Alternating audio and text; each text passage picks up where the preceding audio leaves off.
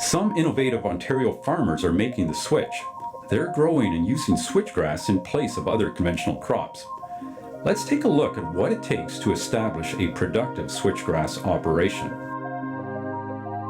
Switchgrass is a perennial native North American prairie grass. It grows tall, handles drought well, and produces well even on marginal land. Ontario farmers are growing switchgrass for three main reasons. First, to grow a perennial crop that makes money as a substitute for wheat straw. Second, to produce a crop with good value on lower quality land or more erodible land. And third, to transition to a low input, easy to maintain, stable yielding crop using existing seeding and baling equipment. Let's take a look at how farmers are making switchgrass work. This warm season grass starts off slowly and typically does not produce sufficient biomass in the first year to justify harvesting. In that first year, it can be undersown into spring wheat to generate income and also help control weeds. Good field preparation is important to establish a good stand of this perennial grass. Establishment after soybeans work well. If an existing hay field or pasture will be used, be sure to control weeds in the year before establishing the switchgrass. Pay special attention to problem weeds like Canada thistle and quackgrass in old hay fields.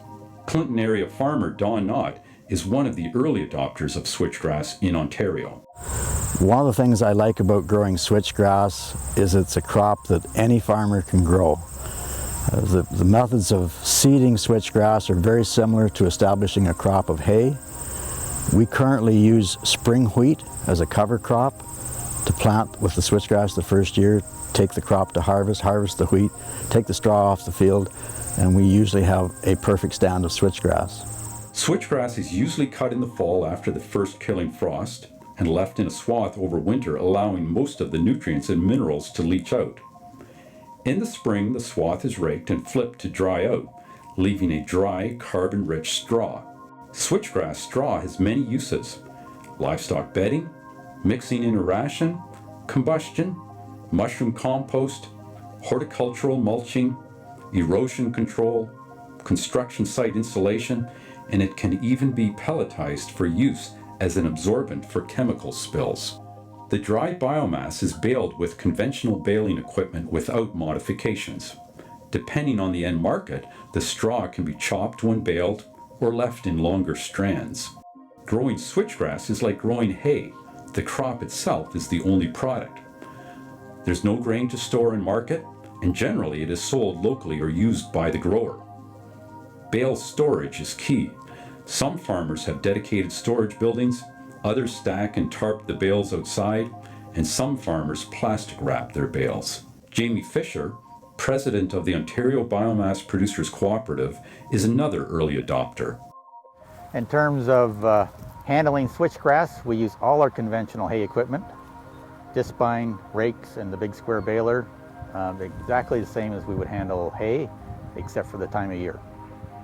We're baling this in May, and we won't be baling the hay, of course, until June. Last year, we have sold all our crop, including all of our colleagues at Ontario Biomass Producers Co-op. So the inventories are down to whatever's coming off the field now, and a lot of it is spoken for by repeat customers in the bedding market, and some using it as a filler and TMR mixes, as far away as some going into Pennsylvania and the US. Most of it's local though.